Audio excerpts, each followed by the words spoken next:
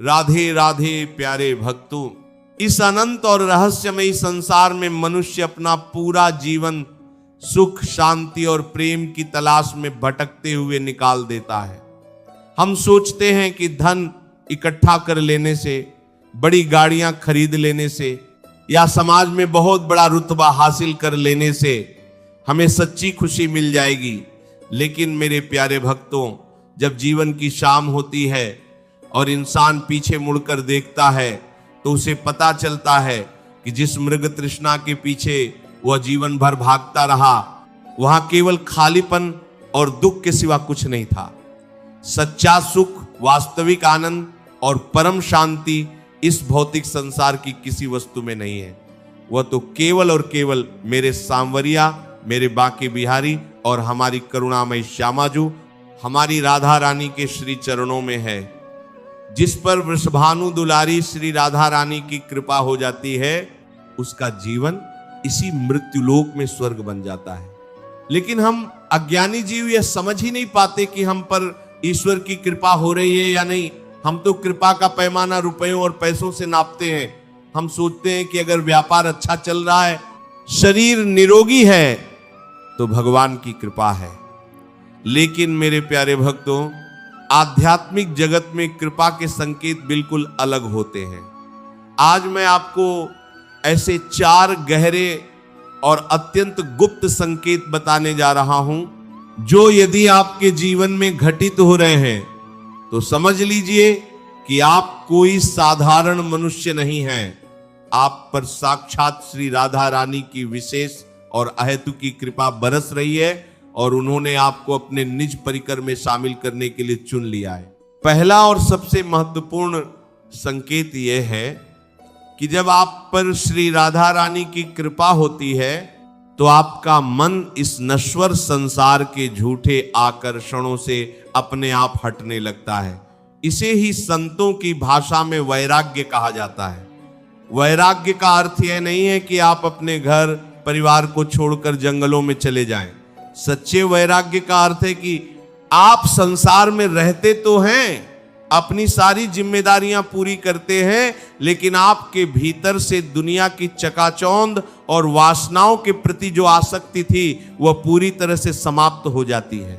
जब किशोरी जी की कृपा होती है तो आपको व्यर्थ की बातें करना, किसी की निंदा या चुगली करना बिल्कुल अच्छा नहीं लगता।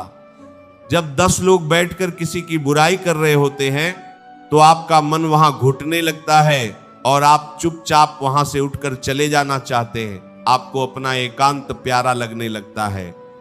जो रिश्ते केवल स्वार्थ पर टिके थे, जो मित्र केवल मतलब के लिए आपके साथ थे, वे अपने आप आपसे दूर होने लगते हैं। अक्सर जब ऐसा होता है तो इंसान घबरा जाता है। वो रोता है कि मेरे सब अपने मुझसे दूर क्यों जा रहे हैं। लेकिन मेरे प्यारे भक्तों, रोना मत। यह तो श्यामाजू की कृपा है कि वे तुम्हारे जीवन से उस कचरे को, उन स्वार्थी लोगों को बाहर निकाल रही हैं जो तुम्हें परमात्मा के मार्ग से भटका रहे थे। तुम्हारी जो ऊर्जा पहले व्यर्थ के लोगों को खुश करने में नष्ट हो रही थी, अब वह ऊर्जा अंतर्मुखी होकर केवल अपने इष्ट के चिंतन में लगने लगती है। यदि भीड़ से अलग होकर एकांत में अपने गोविंद को याद करना तुम्हें सुख देने लगा है तो समझ लो लाडली जू ने तुम्हें अपना मान लिया है। दूसरा बड़ा संकेत जो ये बताता है कि आप पर राधा रानी की विशेष कृपा है, वह है आपके हृदय का अत्यंत कोमल हो जाना और आंखों से अकारण ही आंसुओं का बहना। इस कलयुग में लोगों के हृदय पत्थर के समान कठोर हो गए हैं। किसी को दूसरे का दुख दिखाई नहीं देता। हर कोई केवल अपने स्वार्थ में अंधा है। लेकिन जिस पर करुणा की सागर श्री राधा रानी की कृपा की एक बूंद भी गिर जाती है, उसका हृदय मोम की तरह पिघलने लगता है। आपके भीतर एक ऐसी संवेदना जन्म लेती है कि आप दूसरों के दुख को देखकर खुद दुखी हो जाते हैं। किसी भूखे को देखकर, किसी बेसहारा को देखकर आपकी आंखें भर आती हैं। और सबसे बड़ी बात, जब भी आप राधे नाम सुनते हैं, जब भी आप किसी मंदिर में जाते हैं, भगवान के श्री विग्रह के दर्शन करते हैं या कोई भावपूर्ण भजन आपके कानों में पड़ता है तो आपके रोंगटे खड़े हो जाते हैं और आंखों से आंसुओं की अविरल धारा बहने लगती है। आप रोना नहीं चाहते, फिर भी आंसू रुकते नहीं। लोग सोचते हैं कि यह इंसान कितना कमजोर है जो बात बात पर रोने लगता है, लेकिन मेरे भक्तों, ये कोई साधारण आंसू नहीं है। ये तो आत्मा के वो मोती हैं जो जन्म जन्मांतर के पापों को धो रहे हैं। जब हृदय में किशोरी जी का प्रेम प्रकट होता है तो अंदर का सारा मैल इन आंसुओं के रूप में बाहर निकल जाता है। जिस दिन भगवान का नाम सुनकर तुम्हारा गला रुंध जाए और आंखें छलक आए, तो दोनों हाथ जोड़कर उस परमेश्वरी को धन्यवाद देना कि उसने तुम्हारे इस कठोर हृदय को अपने प्रेम के योग्य बना दिया है। ये आंसू तुम्हारी कमजोरी नहीं, बल्कि तुम्हारी सबसे बड़ी आध्यात्मिक संपत्ति है। तीसरा संकेत जो ईश्वर के सबसे लाडले भक्तों के जीवन में ही देखने को मिलता है, वह है प्रतिकूल परिस्थितियों और भारी दुखों के बीच भी मन का पूरी तरह से शांत रहना। जीवन में दुख और सुख तो धूप छांव की तरह आते जाते रहते हैं। जब कोई बड़ी विपत्ति आती है, व्यापार में भारी घाटा हो जाता है, कोई अपना धोखा दे देता है, समाज में अपमान होता है या शरीर में कोई भयंकर रोग लग जाता है, तो एक साधारण इंसान अंदर से टूट जाता है। वो भगवान को गालियां देने लगता है, शिकायतें करने लगता है कि हे प्रभु, मैंने तो आपकी इतनी पूजा की, फिर मेरे साथ ही ऐसा क्यों। लेकिन जिस पर श्यामाजू की कृपा होती है, उसका धैर्य कभी नहीं टूटता। विपरीत से विपरीत परिस्थिति में भी उसके माथे पर शिकन नहीं आती। उसके भीतर एक अद्भुत विश्वास जन्म ले लेता है कि जो हो रहा है वो मेरी राधा रानी की मर्जी से हो रहा है और मेरी माँ कभी मेरा बुरा नहीं कर सकती। उसे ये समझ आ जाता है कि ये दुख मेरे ही किसी पुराने कर्म का फल है, जिसे भोग कर मैं शुद्ध हो रहा हूं। जब आपके जीवन में तूफान आया हो, चारों तरफ से परेशानियां घिरी हों, लेकिन फिर भी जब आप रात को बिस्तर पर लेटें तो आपको एक मीठी और गहरी नींद आ जाए, आपका मन कहे कि कोई बात नहीं, मेरा सांवरिया सब ठीक कर देगा, तो ये कोई छोटी बात नहीं है। ये असीम शांति, यह धैर्य और यह पूर्ण शरणागति केवल और केवल राधा रानी की कृपा से ही प्राप्त हो सकती है। वे तुम्हें बाहर से लड़खड़ाते हुए देखकर भीतर से अपनी शक्ति का ऐसा सहारा दे देती हैं कि दुनिया की कोई आंधी तुम्हें गिरा नहीं सकती। चौथा और सबसे परम संकेत है आपकी श्वास। श्वास में, आपके हर कर्म में बिना किसी प्रयास के राधे राधे नाम का चलना। शुरुआत में जब हम भक्ति के मार्ग पर चलते हैं तो हमें माला लेकर बैठना पड़ता है, मन को जबरदस्ती भगवान की ओर खींचना पड़ता है, क्योंकि मन बार बार संसार की ओर भागता है। लेकिन जब साधना परिपक्व होती है और लाडली जू की पूर्ण कृपा आप पर बरस जाती है, तो फिर आपको नाम जपना नहीं पड़ता, नाम अपने आप जपने लगता है। आप घर का काम कर रहे हैं, आप झाड़ू लगा रहे हैं, रोटी बना रहे हैं, आप दफ्तर में काम कर रहे हैं या गाड़ी चला रहे हैं, आपके हाथ अपना सांसारिक काम कर रहे होते हैं, लेकिन भीतर ही भीतर आपकी जीभ, आपका हृदय बिना रुके राधे राधे राधे राधे की धुन में मग्न रहता है। आपको ऐसा महसूस होता है जैसे कोई और आपके भीतर बैठकर नाम जप रहा है।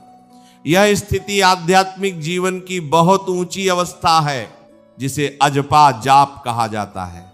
जब सोते हुए भी तुम्हारे भीतर नाम की लौ जलती रहे, जब कोई अचानक तुम्हें नींद से जगाए और तुम्हारे मुख से सबसे पहला शब्द संसार का नहीं बल्कि राधे निकले, तो मेरे प्यारे भक्तों, ये इस बात का 100% प्रमाण है कि तुमने राधा रानी का हृदय जीत लिया है।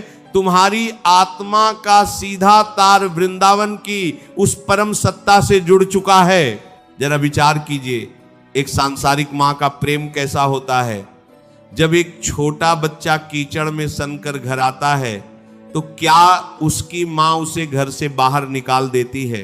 नहीं, वह खुद अपने हाथों से उस बच्चे का मैल साफ करती है उसे नहलाती है और फिर उसे अपने सीने से लगा लेती है। जब इस स्वार्थी संसार की एक साधारण मां अपने बच्चे से इतना प्रेम कर सकती है, तो जरा सोचिए कि वो श्यामाजू जो पूरे ब्रह्मांड की मां है, जो करुणा की साक्षात मूर्ति हैं, उनका प्रेम कैसा होगा। हम चाहे कितने भी पापों की कीचड़ में क्यों न सने हों, हमने चाहे कितने भी बुरे कर्म क्यों न किए हों, लेकिन जब हम रोते हुए उनके दरवाजे पर जाते हैं और कहते हैं कि हे मां मैं तुम्हारा हूं, तो वे हमारे किसी भी पाप का हिसाब नहीं करती। वे अपनी करुणामयी दृष्टि से हमारे अनंत जन्मों का मैल एक पल में धो देती हैं और हमें अपने आंचल की छांव में छिपा लेती हैं। उनका स्वभाव ही क्षमा करना है। वे कभी अपने भक्तों से रूठती नहीं है, बस वो यह देखती हैं कि जीव के भीतर सच्ची तड़प है या नहीं। एक बहुत ही सुंदर और ज्ञानवर्धक बात हमेशा याद रखना, जब एक माली किसी बगीचे में जाता है तो वह सबसे सुंदर, सबसे महकते हुए फूल को ही तोड़कर भगवान के चरणों में अर्पित करता है। जो फूल मुरझाए हुए होते हैं उन्हें वो छोड़ देता है। इसी प्रकार जब तुम्हारे भीतर सद्गुणों का, दया का, क्षमा का और प्रेम का फूल खिलने लगता है, तभी साक्षात ईश्वर तुम्हें अपने पास खींचते हैं। संसार के लोग तुम्हारी निंदा कर सकते हैं, वे तुम्हें पागल कह सकते हैं, वे कह सकते हैं कि देखो ये तो हर समय बस राधे राधे करता रहता है, इसका जीवन बर्बाद हो गया है। लेकिन तुम उनकी बातों पर ध्यान मत देना। संसार का काम है खींचना और ईश्वर का काम है उठाना। तुम बस चुपचाप अपनी भक्ति करते रहना। अपने इस प्रेम को, अपने इन आंसुओं को और अपनी इस आध्यात्मिक स्थिति को दुनिया के सामने कभी प्रदर्शित मत करना। इसे बहुत गुप्त रखना, क्योंकि भक्ति वह खजाना है जिसे जितना छिपाकर रखा जाए वह उतना ही बढ़ता है। अपनी इन अनुभूतियों को केवल अपने इष्ट देव या अपने गुरु के सामने ही प्रकट करना चाहिए। मेरे प्यारे भक्तों, इस मनुष्य जन्म का एकमात्र उद्देश्य उस परम प्रेम को पाना है। यह जीवन पानी के बुलबुले के समान है, न जाने कब कौन सी श्वास आखिरी हो जाए। इसलिए जब तक शरीर में प्राण है तब तक अपनी जीभ को खाली मत रहने दो। हर समय, हर पल बस किशोरी जी का नाम पुकारते रहो। वे बहुत दयालु हैं, वे बहुत कृपालु हैं। वे अपने बच्चों के लाख अपराधों को एक पल में क्षमा कर देती हैं। अगर आज तक तुमने अपने जीवन में यह महसूस नहीं किया है, तो आज से ही सच्चे मन से उनके चरणों में गिर जाओ। उनसे प्रार्थना करो कि हे श्यामाजू, मैं पापी हूं, मैं अज्ञानी हूं, मुझे भक्ति करना नहीं आता, लेकिन मैं जैसा भी हूं केवल तुम्हारा हूं। मुझे अपने चरणों की धूली बना लो। विश्वास मानिए, एक बार अगर आपने सच्चे हृदय से उन्हें पुकार लिया तो वे आपको कभी निराश नहीं करेंगी। वे आपको संसार के सभी बंधनों से मुक्त करके अपने असीम प्रेम और आनंद के सागर में डुबो देंगी। फिर ना आपको कोई दुख सताएगा, न कोई भय रहेगा और न ही किसी इंसान का दिया हुआ धोखा आपको तोड़ पाएगा। आपका जीवन कमल के उस फूल की तरह हो जाएगा जो रहता तो कीचड़ में है, लेकिन कीचड़ का एक दाग भी उस पर नहीं लगता। अगर ये वीडियो आपको अच्छा लगा हो तो वीडियो को लाइक करके चैनल को सब्सक्राइब जरूर करें और कमेंट में राधे राधे जरूर लिखें। ये वीडियो अपने दोस्तों, परिवारजनों के साथ शेयर जरूर करें। मिलते हैं किसी और वीडियो में, तब तक के लिए राधे राधे। जय श्री कृष्ण।